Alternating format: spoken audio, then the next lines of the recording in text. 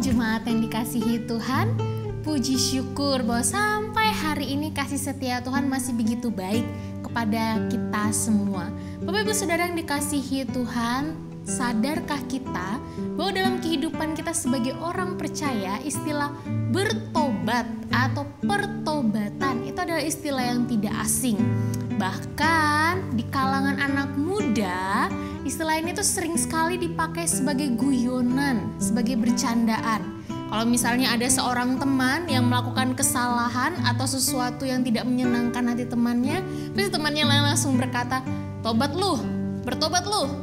Atau ada juga satu istilah guyonan gitu ya, besok mau hari Minggu, hari ini hari Sabtu. Salah seorang orang Kristen ini berbuat hal yang tidak menyenangkan. Dia berkata-kata kasar dengan lingkungan teman-temannya. Lalu ada satu temannya lagi menimpali dan berkata, besok hari Minggu ada pengakuan dosa. Jangan lupa lu bertobat ya. Jangan sampai lu numpuk dosa. Nah, Bapak Ibu Saudara, istilah bertobat ini tuh sangat umum sekali, sangat biasa kita dengar dan sangat biasa kita lontarkan. Apalagi di mimbar-mimbar gereja, dalam khotbah-khotbah, dalam renungan-renungan, seruan untuk bertobat, ayo kita bertobat. Sering sekali kita dengar dan sering sekali kita dapatkan. Namun yang menjadi pertanyaannya, apakah itu yang dinamakan dengan bertobat atau pertobatan? Nah, Bapak Ibu Saudara, di dalam Matius itu dicatat dalam Matius 4 ayat 17, Yesus sendiri dalam pelayanannya pertama kali di muka bumi ini, dalam khotbahnya yang pertama, itu menyerukan seruan pertobatan. Sejak waktu itulah Yesus memberitakan, bertobatlah sebab kerajaan sorga sudah dekat. Namun pertobatan seperti apa yang sebenarnya dimaksudkan oleh Yesus ini? Apakah hanya sekedar kita mengaku bahwa kita manusia berdosa, lalu setelah itu kita berhenti melakukannya, menyesal sampai di situ Bapak Ibu Saudara? Oh, tidak. Alkitab dengan jelas menjelaskan dan mengatakan bahwa pertobatan sejati yang Allah inginkan, Kristus inginkan dari engkau dan saya adalah perubahan cara hidup berbalik kepada Allah. Kenapa ada istilah berbalik Bapak Ibu Saudara? Karena kalau kita lihat dari zamannya Adam dan Hawa, mereka itu semula mengarahkan hidup dan tujuan hidup mereka itu hanya kepada Allah. Namun setelah mereka jatuh di dalam dosa, mereka tuh berbalik membelakangi Allah, berbalik dari Allah kepada dosa, kepada diri sendiri. Maka yang dinamakan pertobatan adalah dari sini, berbalik meninggalkan yang berdosa ini kepada Allah. Itulah pertobatan. Pertobatan itu bukan hanya sekedar kita menyadari kita telah berdosa lalu menyesal dan berhenti melakukannya, tidak. Pertobatan itu ada sikap hati untuk berbalik kepada Allah. Pertobatan dalam kekristenan adalah perubahan yang didorong oleh kesadaran terhadap kebenaran Bapak Ibu Saudara. Kebenaran akan apa? Kebenaran akan Injil Yesus Kristus. Kebenaran akan pribadi Yesus Kristus itu sendiri. Jadi kebenarannya bukan hanya menyangkut kesadaran moral untuk berbuat lebih baik, tapi ada juga pemahaman hidup secara menyeluruh. Antara lain, siapa sih Allah? Siapa sih kita? Bagaimana sih kita harusnya menjalani kehidupan ini di hadapan sesama dan di hadapan Allah? Salah seorang dosen mengatakan, kenal Allah, kenal diri, tahu diri.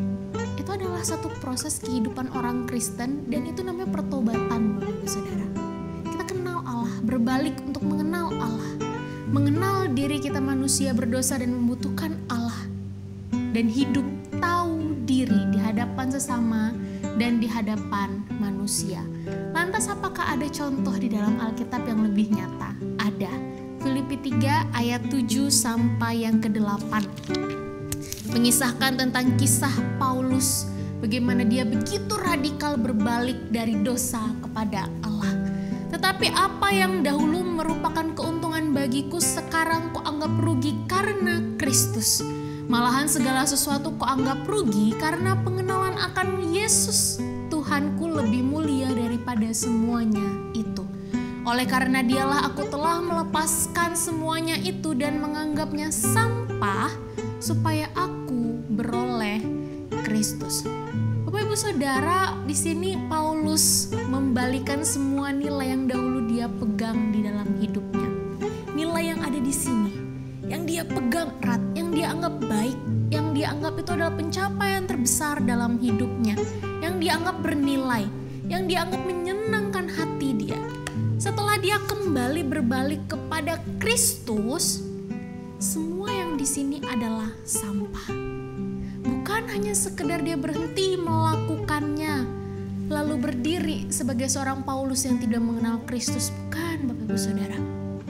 Dia berhenti melakukan apa yang dia anggap baik nilai hidupnya dulu, lalu dia berbalik kepada Kristus dan melakukan Kristus anggap baik. Makanya dalam salah satu suratnya, dalam satu tulisannya, Paulus juga berkata, bagiku hidup adalah Kristus dan mati adalah keuntungan. Ini adalah satu sikap pertobatan yang sejati. Perjumpaan dengan Kristus membawa Paulus kepada pertobatan yang sejati, Bapak Ibu Saudara. Bukan hanya berhenti melakukan yang jahat, tetapi meninggalkannya dan berbalik kepada Kristus. Lantas bagaimana dengan engkau dan saya pada hari ini? Kita memang orang-orang yang sudah ditebus oleh darah Kristus. Kita sudah mengaku percaya bahwa Kristus adalah Tuhan dan satu-satunya juru selamat. Kita mengagungkan Dia. Kita beribadah kepadanya, kita berdoa kepadanya. Tapi permisi tanya Bapak Ibu Saudara, masihkah ada sampah yang busuk di dalam hati kita? Mungkinkah itu ego kita yang kita junjung tinggi? Mungkinkah itu perkataan kita yang selama ini kita lontarkan sesuka hati kita? Mungkinkah itu pikiran kita tentang sesama kita? Mungkinkah itu sikap hidup kita yang tidak mencerminkan status kita sebagai anak-anak Allah? Oh Bapak Ibu Saudara, hari ini seruan pertobatan itu bukan hanya datang kepada bangsa Israel pada zaman perjanjian lama maupun perjanjian baru. Seruan pertobatan itu juga datang kepada engkau dan saya. Bertobatlah sebab kerajaan Allah sudah dekat. Tinggalkanlah dosamu, buanglah itu jauh-jauh. Berhentilah melakukannya, berhentilah hidup di dalamnya. Dan berbaliklah kepada Allah. Hiduplah seturut dengan kehendaknya. Saya tahu ini tidak mudah karena kita manusia. Tapi satu hal yang saya percaya Bapak Ibu Saudara, Roh Kudus yang telah Allah berikan bagi engkau dan saya akan terus memampukan kita untuk hidup menjadi manusia baru hari lepas hari. Maka inilah seruan Kristus bagi kita semua. Bertobatlah sebab kerajaan Allah sudah